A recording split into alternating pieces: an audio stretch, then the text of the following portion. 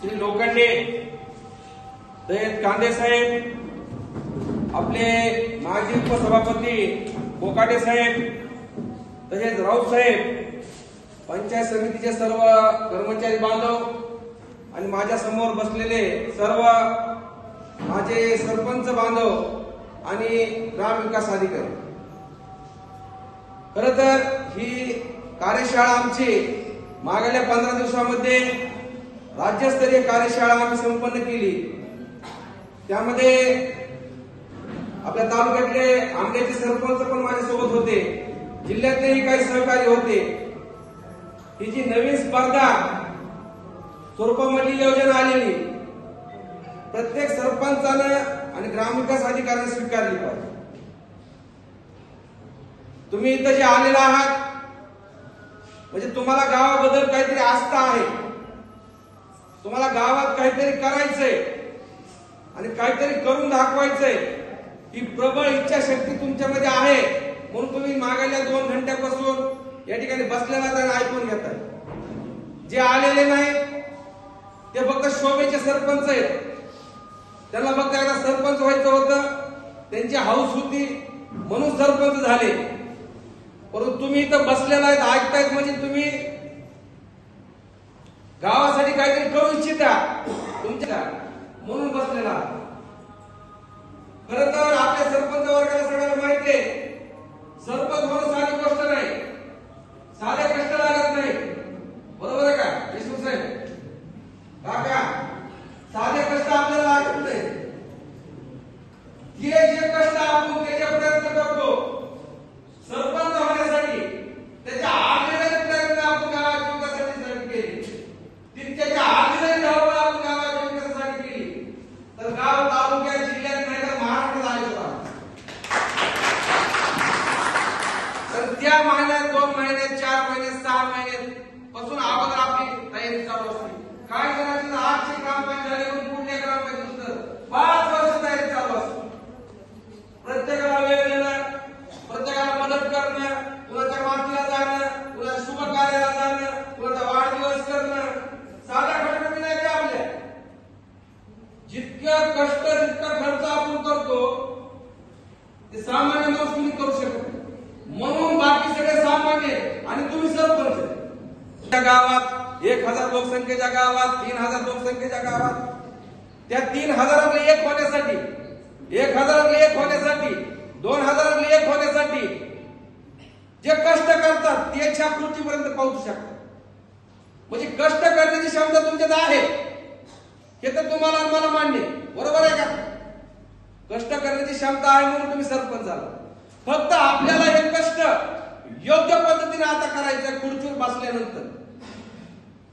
या इथल्या अनेक जणांनी आपले घर बांधले असतील, घर बांधले का कोणी नवे देशमुख साहेब? नवे घर बांधायच्या अगोदर आपल्या स्वप्नातलं एक घर असतं, स्वप्नातलं घर ते आपल्या मनात तयार झालेलं असतं आणि ते स्वप्नातलं घर प्रत्यक्षात उतरण्यासाठी आपण आटोकाट प्रयत्न करतो। तिथली प्रत्येक कोपऱ्यात कोणती वस्तू असली पाहिजे, कोणत्या कोपऱ्यात बेडरूम असली पाहिजे, कुठं स्वयंपाकघर असलं पाहिजे, कुठं हॉल असला पाहिजे, हॉल किती उंचीचा असला पाहिजे, कुठं पडदे लावले पाहिजे, हे जे आपण घरासाठी स्वप्न बघतो ते सरपंचाचं कर्तव्य आहे की हे स्वप्नातलं गाव तयार केलं पाहिजे आपण आपलं स्वप्न।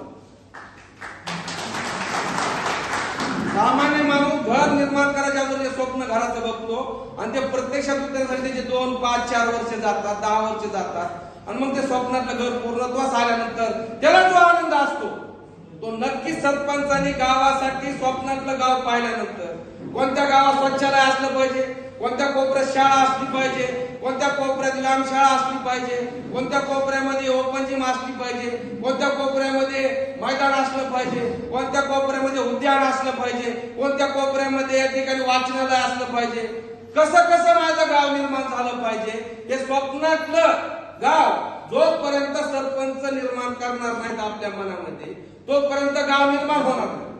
कारण की ह्या पृथ्वीवर जो जो विकास झालाय, जे जे संशोधन निघाले, जे जे आज इमारती उभ्या आहेत, जे जे मशिनरी रस्त्याने फिरतायत, ज्या मशिनरी काम करते, जे उद्योग उभे, हे कुणाच्या ना कुणाच्या तरी अगोदर मेंदूमध्ये तयार झाले होते. हे कुणाच्या तरी मेंदूमध्ये तयार झाल्यानंतर प्रत्यक्षात उतरायला कितीतरी वर्ष, काही वर्ष कष्ट करावे लागले, तेव्हा ते प्रत्यक्षात उतरले. परंतु कोणतीही गोष्ट निर्माण करीत असताना ती अगोदर आपल्या मेंदूमध्ये निर्माण झाली पाहिजे, आपल्या डोक्यामध्ये त्याचं चित्र निर्माण झालं पाहिजे. ते चित्र निर्माण झाल्याशिवाय प्रत्यक्षात ती गोष्ट उतरत नाही.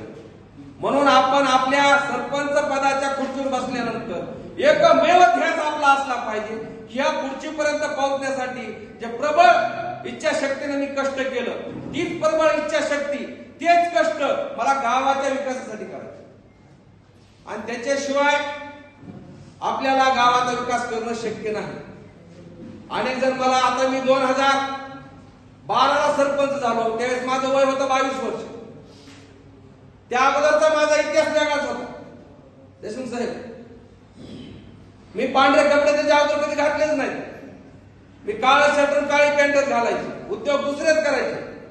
पण ज्यावेळेस 2012ला मी पहिल्यांदा सरपंच झालो, रामधन काका, त्यावेळेस लोकांनी माझ्यावर विश्वास टाकलाय आणि ह्या विश्वासाला तडा जाऊ द्यायचा नाही, याच्यासाठी मी सतत प्रयत्न करीत राहिलो.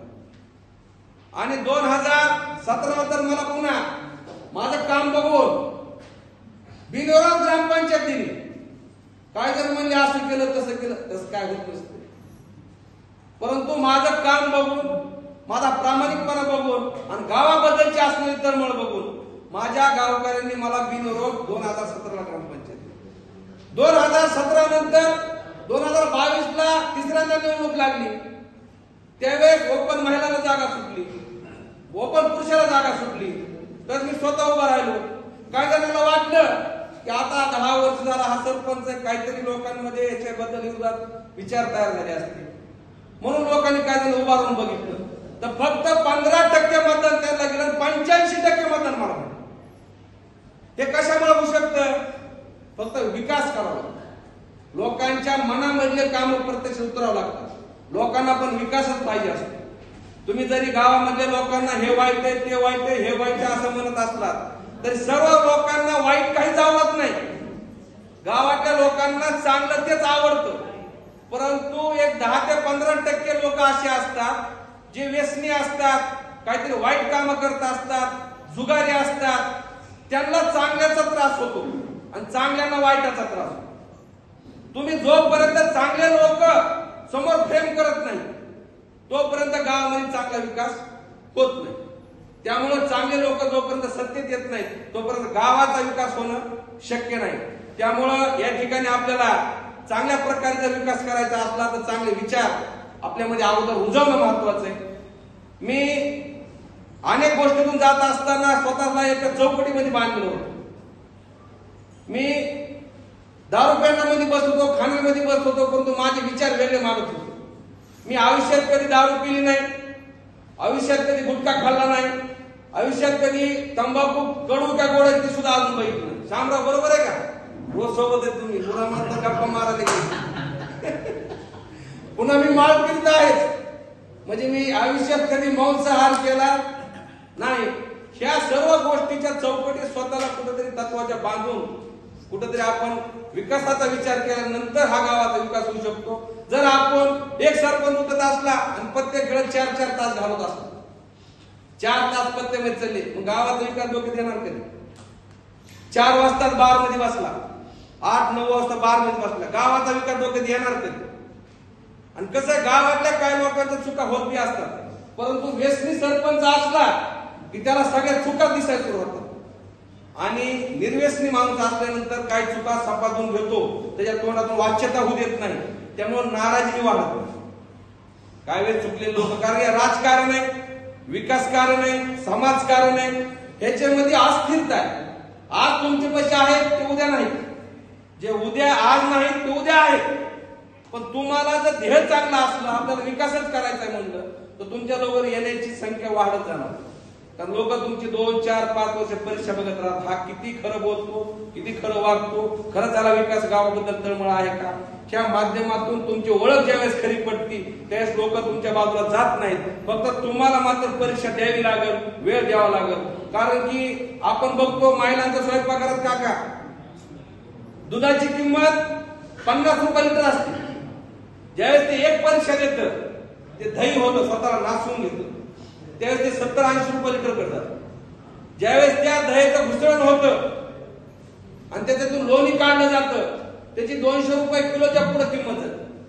आणि ज्यावेळेस ते लोणी अग्नी परीक्षा देतं आणि त्याचं तूप होतं, त्यावेळेस ते 400, 500, 1000 रुपये किलोनं विकलं जातं. म्हणजे जोपर्यंत माणूस हा राजकारण समाजकारणात आहे तोपर्यंत सिद्ध होण्यासाठी तुम्हाला वेगवेगळ्या परीक्षा द्याव्या लागतात. कंटाळून जमणार नाही, जाऊ दे असंच गाव आहे, असेच लोक आहेत असं म्हणून भागणार नाही. आपलं कर्तव्य काय आहे की आपण जाणून घेतलं पाहिजे आणि त्या पद्धतीनं माणसाने कामाला उतरलं पाहिजे आणि काम विकासाचे काम केले पाहिजे. लोक तुम्हाला 1, 2, 3 वेळेस नक्कीच संधी देतील आणि गावाचा विकास तुमच्याच हाताने करून घ्यायचा आहे अशी भावना लोकांमध्ये निर्माण होईपर्यंत तुम्ही काम करत राहा. एवढ्या या ठिकाणी बोलतो. गावातले विकास काम सांगू का बघितला व्हिडिओ हा बघितलं तर कमानीपासून ते शाळेपर्यंत सर्व काम एकदम सुंदर केले. गाव बघायला नक्की या. कारण की आपण अनेक गावाच्या समोर पाट्या नक्की बघतो की गाव हागणदारी मुक्त आहे, गावात हार्दिक स्वागत. कारण शासनाने सांगितलं पाट्या लावायला लावलेले, परंतु खरंच गाव हागणदारी मुक्त आहे का. आज 90% गावाची परिस्थिती तशी नाही. पाटी जरी लावली असली तरी गाव हागणदारी मुक्त झालेली नाही. पण खरं हागणदारी मुक्त गाव बघायचं तर गावाला नक्की आहे. तुम्हाला कसल्याच प्रकारची कोणत्याच साईडला कुठंच हागणदारी दिसणार नाही. 100% शौचालय गावामध्ये बांधलेले आणि सक्तीने आम्ही त्याचा वापर करायला हवा. मी आजही मला व्यायाम करण्यामुळे सकाळी 5ला उठायचं होतं, त्याच्यामुळे सकाळी 5ला उठलं की माझं प्रत्येकावर लक्ष असतं. बरं मी गावाच्या बाहेर राहत नाही, मी गावातच राहतो. धावळा राहत नाही, आंबावर राहत नाही, बीडला राहत नाही. त्याच्यामुळे बारकाईने सकाळी 5 वाजल्यापासून संध्याकाळी 10 वाजेपर्यंत गावात लोक काय करतात, कसं वागतात, कसं बसतात, कुठं उठतात, पद्य कुठं खेळतात, कुठं काय करते सर मला माहिती. म्हणून मी सगळं बंद करून टाकलं. माझ्या गावात 10 वर्षापूर्वी अनेक जण पत्त्याच्या ठिकाणी बसले दिसायचे. आज गावाच्या शिवारात सांगितलं, गावाचा जेवढा शिवार आहे तिथे जर कोणी पत्ते खेळायला बसलं तर त्याच्यासाठी पूर्ण बंदी घातलेली. कुणीच आज आवरगावला पत्ते खेळायला सुद्धा दिसणार नाही. आवरगावच्या शिवारामध्ये गुटखा जर तुम्हाला भेटला, एवढे जण या आवरगावला आणि एक गुटख्याची पुडी विकत घेऊन दाखवा कुठं, तुम्हाला 10,000 रुपये बक्षीस देतो. 10,000 रुपये एक गुटख्याची पुडी. आवरगावच्या शिवारामध्ये मागील 11 वर्षापासून कुणालाच केव्हा दारूचे बॉटल सुद्धा विकू दिली नाही. काय पेणारे असले तुम्ही तुमचं बाहेरचा बघा, गावात अजून 10 वर्षामध्ये एक बॉटल सुद्धा विकू दिली नाही. आवरगाव व्यसन मुक्त आणि शुद्ध शाकाहारी धुरवट साजरं करणार महाराष्ट्रातलं एकमेव गाव. तुम्ही मात्र हे कसं केलं. मी ज्यावेळेस पहिल्यांदा सरपंच झालो मी ह्या सर्व गोष्टीपासून वेगळा होतो, परंतु माझ्या लक्षात आलं ही कोणती म्हणजे ती धुरवट आणि धुरवट हे 2 असे सण आपल्याला लावून दिलेले की तरुण पिढीचं वाटलं कसं होईल याची व्यवस्थित सोय लावली. कारण आज धुरवट आहे काय नाही नसतात पेत तरी आजच्या दिवस पी, त्याला 2 दिवस त्या दिवशी फुकट भेटती, तो पितो, 4 दिवसात तुला डबल तलप होती. म्हणजे नवीन गोरे पेटवायचे सण आहेत. हे सण कसे बंद करायचे याच्यावर आम्ही विचार केला आणि धुरवट ही आम्ही शुद्ध शाकाहारी 3 पिढ्या सोबत बसलो. आजोबा, मुलगा, नातू मंदिर परिसरात बसायचं, शुद्ध शाकाहारी जेवण तयार करायचं, सर्व प्रकारचे फळं आणायचे, सर्व प्रकारचे तुम्हाला थंड लागणारे फळ आणायच्या आणि भजे, खिचडी, पुलावा काय तुमची मागतात ते काढायचे. दिवसभर इथं राहायचं नाही. 12 महिन्याच्या त्याच्यामुळे एक मोठा भाग झाला की गावामध्ये येणारी संख्या आता पूर्ण 100% आता झाली. नवीन पिढीमध्ये आता 50-60 पोरं असे माझ्या वयामध्ये की ते अक्षरशः तंबाखूवर खातात. आणि धारूर शहरामध्ये आवरगावचे 50 ते 60 उद्योग.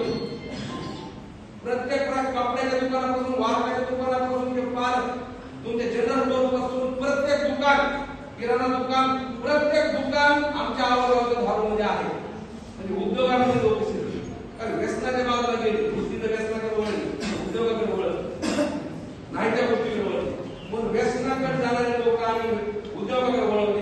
बिनव्यसनाची चरित्रवान केली. आमच्या प्रत्येक समाजामध्ये माळकरी माणसं, बौद्ध समाजात माळकरी माणसं, मार्तंड समाजात माळकरी माणसं, आमच्या ओबीसी समाजात माळकरी माणसं.